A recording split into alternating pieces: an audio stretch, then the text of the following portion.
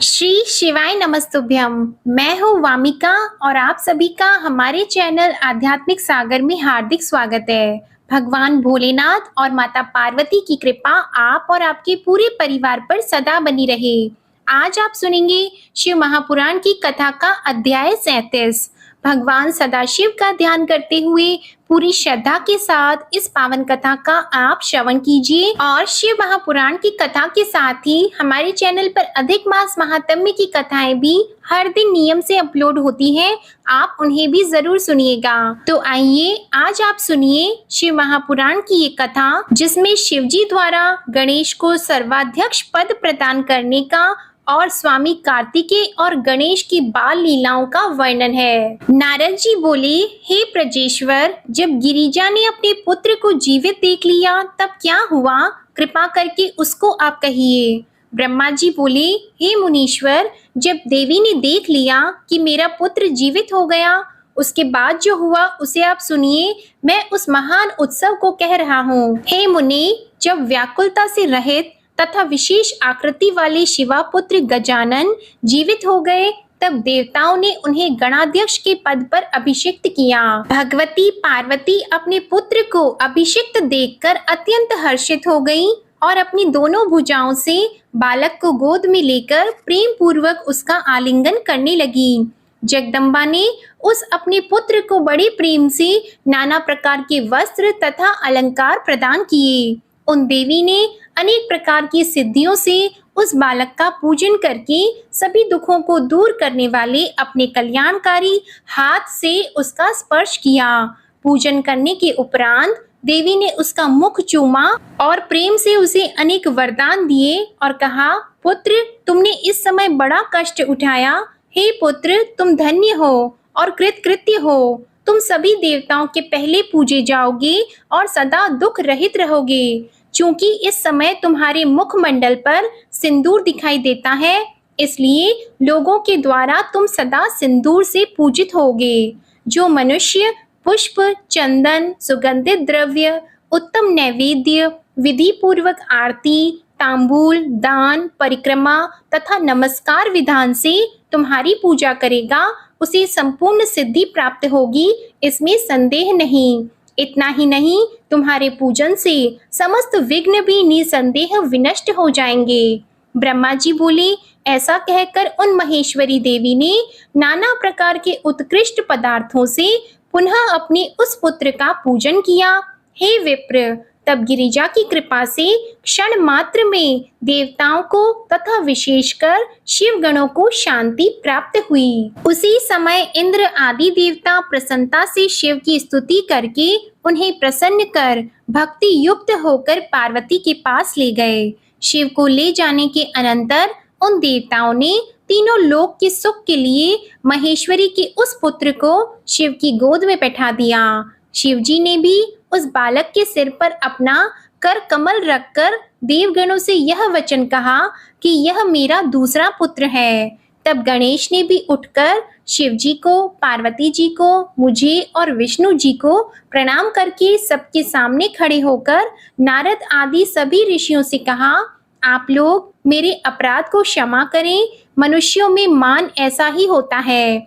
तब मैं, ब्रह्मा, विष्णु तथा शंकर, इन तीनों देवताओं ने एक साथ ही उस बालक को प्रेम पूर्वक उत्तम वर प्रदान करते हुए कहा, जिस प्रकार हम तीनों श्रेष्ठ देवता तीनों लोकों में पूज्य हैं, उसी प्रकार ये गणेश भी सभी के द्वारा पूजे जाएं। हम लोग प्राकृत मौलिक देवता हैं, उसी प्रकार ये भी प्राकृत हैं। गणेश विघ्नों का हरण करने वाले तथा सभी कामनाओं का फल प्रदान करने वाले हैं। पहले इनकी पूजा करके बाद में मनुष्य हम लोगों की पूजा करें। यदि हम लोगों की पूजा की गई और इनकी पूजा नहीं की गई, और हे देवताओं, यदि कोई इनकी पूजा किए बिना अन्य देवताओं की पूजा करेगा तो उसे पूजा का फल पूर्ण रूप से प्राप्त नहीं होगा, इसमें संदेह नहीं है। ब्रह्मा जी बोले, ऐसा कहकर शिवजी ने अनेक प्रकार की वस्तुओं से गणेश की पूजा की। उसके बाद विष्णु के द्वारा भी वे पूजित हुए। तदंतर मैंने एवं पार्वती ने उनकी पूजा की और देवगणों ने भी आदर के साथ उनका पूजन किया। उसी स्थान पर ब्रह्मा, विष्णु एवं शिव ने एक साथ मिलकर पार्वती की प्रसन्नता हेतु उन गणेश को सर्वाध्यक्ष शब्द से संबोधित किया। इसके बाद शिव ने प्रसन्न मन से उन गणेश को लोक में सदा सुख देने वाले अनेक वर दिए। शिव जी बोले, हे पार्वती पुत्र, मैं तुम्हारे ऊपर प्रसन्न हूँ। मेरे संतुष्ट रहने पर जगत संतुष्ट हो जाता है, कोई भी विरुद्ध नहीं हो सकता।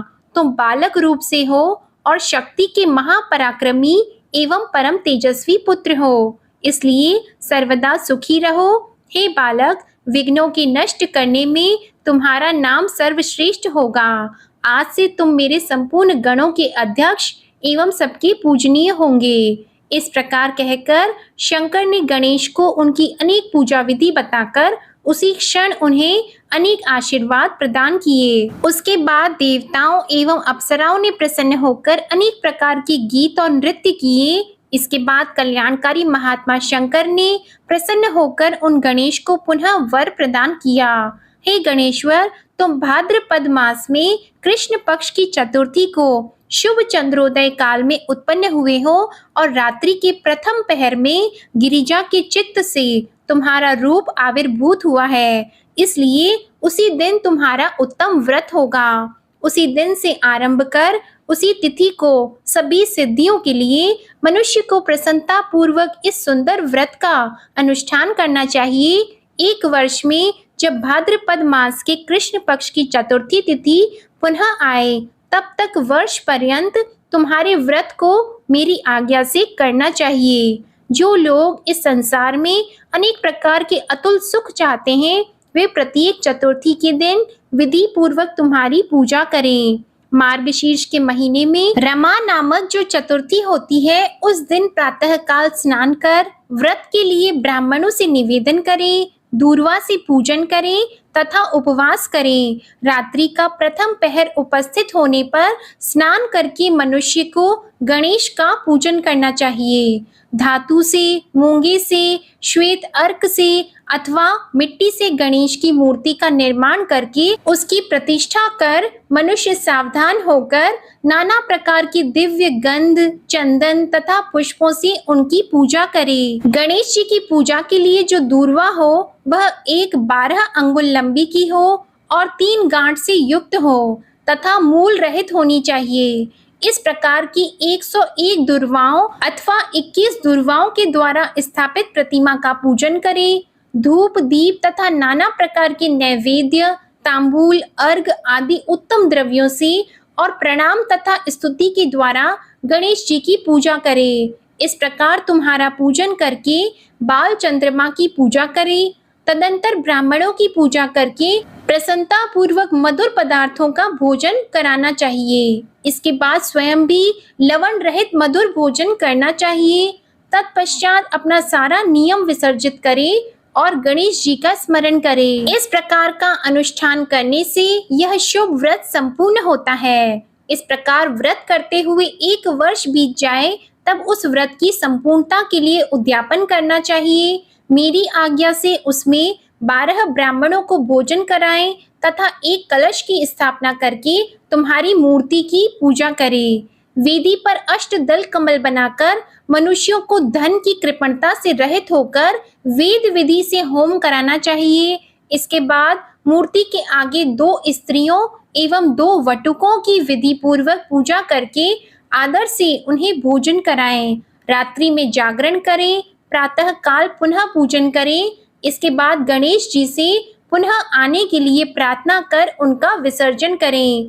तत्पश्चात बालक वटुओं से आशीर्वाद ग्रहण करें तथा स्वस्ति वाचन भी कराएं और व्रत की संपूर्णता के लिए पुष्पांजलि समर्पित करें। उसके बाद नमस्कार करके अन्य कार्य संपन्न करें। जो इस प्रकार व्रत का अनुष्ठान करता है उसे अभीष्ट फल की प्राप्ति होती है। हे गणेश्वर, जो श्रद्धा के साथ नित्य अपनी शक्ति के अनुसार सभी कामनाओं का फल प्राप्त करने के लिए सिंदूर, चंदन, केतकी के फूल तथा अनेक प्रकार के उपचारों से तुझ गणेश की पूजा करेगा और इस प्रकार जो भी लोग भक्ति पूर्वक अनेक उपचारों से तुम्हारी पूजा करेंगे, उनको सदा सिद्धि प्राप्त होगी तथा उनके विघ्नों का नाश हो जाएगा। सभी वर्णों, विशेषकर स्त्री जनों को गणेश जी का पूजन अवश्य करना चाहिए। अपने अभ्युदय की कामना करने वाले राजाओं को विशेष रूप से पूजन करना चाहिए। हे गणेश, मनुष्य जो जो कामनाएं करता है, तुम्हारी पूजा से उसे निश्चित रूप से प्राप्त करता है। इसलिए कामना करने वाले उस मनुष्य को सदैव तुम्हारा पूजन करना चाहिए। ब्रह्मा जी बोले, हे मुने, जब महात्मा शिव जी ने गणेश जी से इस प्रकार कहा, तभी सभी देवगणों, ऋषिवरों तथा समस्त शिव प्रिय गणों ने तथास्तु कहकर विधि पूर्वक गणपति का पूजन किया। उसके बाद सभी गणों ने भी गणेश जी को प्रणाम किया और आदर पूर्वक अनेक प्रकार की वस्तुओं से विशेष रूप से उनकी पूजा की। हे मुनीश्वर, उस समय भगवती गिरिजा को जो हर्ष उत्पन्न हुआ, उस अवर्णनीय हर्ष को मैं अपने चारों मुखों से भी कैसे कहूँ। देवताओं की दुंदुभियां बजने लगी, अप्सराएं नाचने लगी, बड़े बड़े गंधर्व गान करने लगे और आकाश मंडल से पुष्प वृष्टि होने लगी। इस प्रकार गणपति की प्रतिष्ठा होने पर सारा जगत सुखी हो गया, महोत्सव होने लगा एवं सारा दुख नष्ट हो गया। हे नारद, उस समय विशेष रूप से पार्वती तथा भगवान शिव प्रसन्न हुए। सर्वत्र सुखदायक महामंगल होने लगा। उस समय समस्त देवता एवं ऋषिगण जो सभी वहां आए हुए थे, वे शिवजी की आज्ञा से भगवती पार्वती तथा गणेश की बारंबार प्रशंसा करते हुए, शिव की स्तुति करते हुए तथा वह युद्ध कैसा था उसका वर्णन करते हुए चले गए। जब भगवती पार्वती का क्रोध शांत हो गया, तब शिवजी भी पूर्ववत पार्वती के समीप आकर लोकहित की कामना से नाना प्रकार के सुखद कार्य करने लगे। यद्यपि वे स्वात्मा राम हैं, फिर भी भक्तों के कार्य के लिए सदैव उद्यत रहते हैं। विष्णु तथा मैं ब्रह्मा उन पार्वती एवं शंकर की भक्ति पूर्वक सेवा करके तथा भगवान शिव से आज्ञा लेकर अपने स्थान को आ गए। हे नारद, हे भगवान, हे मुनीश्वर, आप भी शिवा शिव के यश का गान करके उनसे पूछकर अपने भवन को चले आए। हे नारद, आपके द्वारा पूछे जाने पर मैंने आपसे विघ्नेश्वर गणेश जी के यश से मिश्रित भगवान शिव तथा भगवती शिवा के यश का आदर पूर्वक पूर्ण रूप से वर्णन कर दिया। जो संयत होकर इस मंगलदायक आख्यान को सुनता है, वह सभी मंगलों से युक्त होकर मंगलों का आलय हो जाता है। पुत्रहीन को पुत्र, निर्धन को धन, स्त्री की इच्छा वाले को स्त्री एवं प्रजा चाहने वाले को प्रजा की प्राप्ति होती है। रोगी को आरोग्य, भाग्यहीन को सौभाग्य, नष्ट पुत्र वाले को पुत्र, नष्ट धन वालों को धन एवं जिस स्त्री का पति विदेश गया हो उसको पति की प्राप्ति होती है और शोक युक्त पुरुष शोक से रहित हो जाता है। इसमें संशय नहीं है। गणेश से संबंधित यह आख्यान जिसके घर में नित्य रहता है, वह सर्वदा मंगल से युक्त होता है, इसमें संशय नहीं है। यात्रा काल में तथा पवित्र पर्व पर जो कोई सावधान होकर इसे सुनता है, वह गणेश की कृपा से संपूर्ण मनोरथ प्राप्त कर लेता है। नारद जी बोले, हे तात, मैंने गणेश जी के श्रेष्ठ जन्म के आख्यान को सुन लिया तथा अत्यंत पराक्रम से युक्त उनका दिव्य चरित्र भी सुना। हे तात, हे सुरेश्वर, उसके बाद क्या हुआ, उसे भली बात ही कहिए। यह आख्यान शिवा और शिव की यश से परिपूर्ण तथा महान आनंद देने वाला है। ब्रह्मा जी बोले, हे मुनि श्रेष्ठ, करुणाद्र चित्त वाले, आपने ठीक ही पूछा। हे ऋषि सत्तम, अब मैं आगे की कथा कह रहा हूँ, उसे ध्यान से सुनिए। हे विप्रेंद्र, शिवा एवं शिव अपने उन दोनों पुत्रों की उत्तम लीला बारंबार देखकर अत्यंत प्रसन्न होने लगे। माता पिता के दुलार से उनका सुख दिन रात बढ़ने लगा और वे दोनों बड़ी प्रसन्नता से आनंद पूर्वक क्रीड़ा करते थे। हे मुनीश्वर, वे दोनों पुत्र महान भक्ति से युक्त होकर माता पिता की सेवा करते थे। षणमुख कार्तिकेय तथा गणेश के प्रति माता पिता का अधिक स्नेह शुक्ल पक्ष के चंद्रमा के समान सदा बढ़ने लगा। हे देवर्षि, एक समय शिवा एवं शिव वे दोनों प्रेम युक्त होकर एकांत में बैठे हुए कुछ विचार कर रहे थे। शिवा शिव से बोले, अब हमारे ये पुत्र विवाह के योग्य हो गए हैं, अतः इन दोनों का शुभ विवाह कैसे किया जाए। जिस प्रकार षणमुख प्रिय है, उसी प्रकार गणेश भी प्रिय है। हे मुने, अपने माता पिता का यह विचार जानकर वे दोनों पुत्र उनकी इच्छा से विवाह के लिए लालायित हो उठे। मैं पहले विवाह करूंगा, इस प्रकार बारंबार कहते हुए दोनों आपस में विवाद करने लगे। जगत के अधिपति वे दोनों शिवा और शिव उनके वचन को सुनकर लोकाचार की रीति का आश्रय लेकर महान आश्चर्य में पड़ गए। अब क्या करना चाहिए और किस प्रकार इनके विवाह की विधि संपन्न की जाए, ऐसा निश्चय करके उन दोनों ने एक अद्भुत युक्ति रची। किसी समय बैठकर माता पिता ने अपने दोनों पुत्रों को बुलाकर कहा, शिवा शिव बोले, हमने तुम दोनों के लिए एक सुखदायी नियम बनाया है। हे उत्तम पुत्रों, उसे प्रीति से सुनो। हम लोग यथार्थ रूप से कह रहे हैं। तुम दोनों ही पुत्र समान भाव से हमें प्रिय हो, इसमें कोई विशेष नहीं है। अतः हम लोगों ने तुम दोनों पुत्रों के लिए एक कल्याणप्रद शर्त रखी है। तुम दोनों में जो कोई भी संपूर्ण पृथ्वी की परिक्रमा करके पहले चला आएगा, उसी का शुभ लक्षण संपन्न विवाह पहले किया जाएगा। ब्रह्मा जी बोले, उन दोनों का वचन सुनकर महाबली कार्तिकेय पृथ्वी की परिक्रमा करने के लिए बड़ी शीघ्रता से घर चल पड़े। किंतु बुद्धिमान गणेश जी अपनी सद्बुद्धि से चित्त में बारंबार विचार करके वहीं स्थित रहे कि मुझे क्या करना चाहिए और कहाँ जाना चाहिए। मैं तो लोभ भी नहीं सकता, कोस भर चलने के बाद मैं पुनः चल नहीं सकता, फिर इस पृथ्वी की परिक्रमा करके मैं कौन सा सुख प्राप्त कर सकूंगा। ऐसा विचार कर गणेश जी ने जो किया उसे आप सुनिए। विधि पूर्वक स्नान करके स्वयं घर आकर वे माता पिता से कहने लगे। गणेश जी बोले, हे तात, आप दोनों की पूजा के लिए मेरे द्वारा स्थापित इस आसन पर आप लोग बैठ जाइए और मेरा मनोरथ पूर्ण कीजिए। ब्रह्मा जी बोले, उनकी बात सुनकर पार्वती और परमेश्वर पूजा ग्रहण करने के लिए आसन पर बैठ गए। गणेश जी ने उन दोनों का पूजन किया और बारंबार उनकी परिक्रमा की। इस प्रकार 7 परिक्रमा की तथा 7 बार प्रणाम किया। हे तात, बुद्धि सागर गणेश जी ने बारंबार उनकी स्तुति कर हाथ जोड़कर प्रेम विह्वल अपने माता पिता से कहा। गणेश जी बोले, हे माता एवं हे पिता, आप मेरी श्रेष्ठ बात सुनिए। अब शीघ्र ही मेरा सुंदर विवाह कर दीजिए। ब्रह्मा जी बोले, इस प्रकार महात्मा गणेश जी का यह वचन सुनकर माता पिता ने महाबुद्धि निधि गणेश जी से कहा। शिवा शिव बोले, तुम भी वन सहित पृथ्वी की ठीक ठीक परिक्रमा करो। कुमार गया हुआ है, वहां तुम भी जाओ और पहले चले आओ। ब्रह्मा जी बोले, इस प्रकार माता पिता के इस वचन को सुनकर गणेश जी संयत तथा कुपित होकर कहने लगे।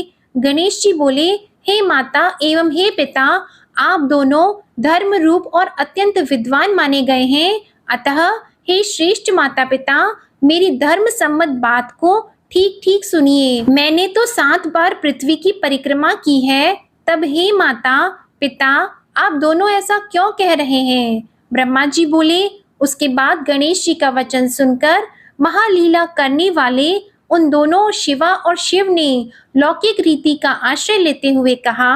माता पिता बोले, हे पुत्र, तुमने अति विशाल 7 द्वीप वाली समुद्र पर्यंत फैली हुई तथा घोर जंगलों से परिव्याप्त पृथ्वी की परिक्रमा कब की।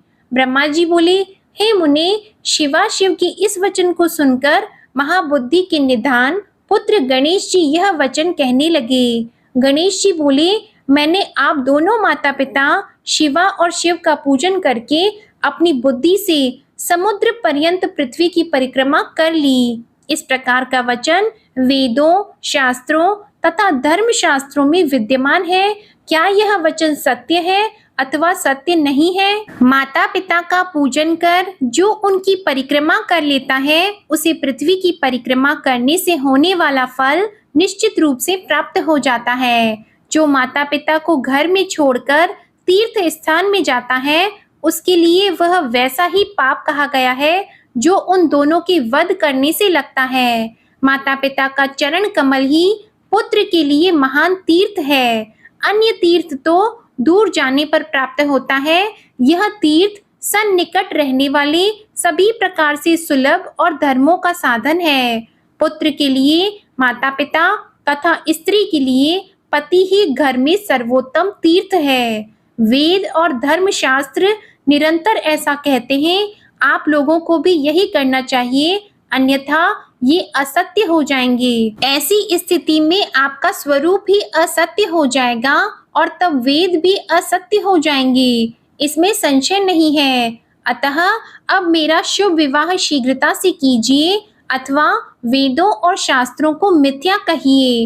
हे धर्म स्वरूप माता पिता, इन दोनों में जो श्रेष्ठतम हो उसी को ठीक ठीक विचार करके प्रयत्न पूर्वक कीजिए। ब्रह्मा जी बोले, तब ऐसा कहकर बुद्धिमानों में श्रेष्ठ उत्कृष्ट बुद्धि वाले पार्वती पुत्र गणेश जी मौन हो गए। इसके बाद विश्व के स्वामी दंपति पार्वती परमेश्वर उनका यह वचन सुनकर अत्यंत आश्चर्यचकित हो गए। तदंतर उन शिवा शिव ने बुद्धि विचक्षण तथा यथार्थ बात कहने वाले पुत्र की प्रशंसा करते हुए यथार्थ बोलने वाले उनसे प्रेम पूर्वक कहा। शिवा और शिव बोले, हे पुत्र, तुझ महात्मा में निर्मल बुद्धि उत्पन्न हुई है। तुमने जो बात कही है वह सत्य ही है, इसमें संदेह नहीं। संकट उपस्थित होने पर भी जिसकी बुद्धि में विशेषता बनी रहती है उसका दुख उसी प्रकार दूर हो जाता है जैसे सूर्य के उदय होने पर अंधकार दूर हो जाता है। जिसके पास बुद्धि है उसी के पास बल है। बुद्धिहीन को बल कहाँ से प्राप्त होगा? बुद्धि के बल से किसी खरगोश ने मदोन्मत्त सिंह को कुएं में गिरा दिया था। वेद शास्त्रों तथा पुराणों में बालक के लिए जो धर्म पालन बताया गया है, तुमने वह सब धर्म पालन किया है। तुमने जो सम्यक कार्य किया उसे कोई नहीं कर सकता। हम दोनों ने तुम्हारी बात मान ली, अब उसे अन्यथा नहीं किया जा सकता। ब्रह्मा जी बोले, ऐसा कहकर वे दोनों बुद्धि सागर गणेश को आश्वस्त कर उनका विवाह करने के लिए उत्तम विचार करने लगे। ओम नमः शिवाय। आज की कथा समाप्त होती है। आशा करती हूँ आपको आज की कथा पसंद आई होगी। पसंद आई हो तो वीडियो को लाइक करें, शेयर करें और कमेंट में भगवान भोलेनाथ, भगवान गणेश की जय लिखना मत भूलिएगा। हमारे चैनल आध्यात्मिक सागर को अगर अभी तक सब्सक्राइब नहीं किया है तो चैनल को सब्सक्राइब कर लें और बेल आइकन भी दबाएं। धन्यवाद।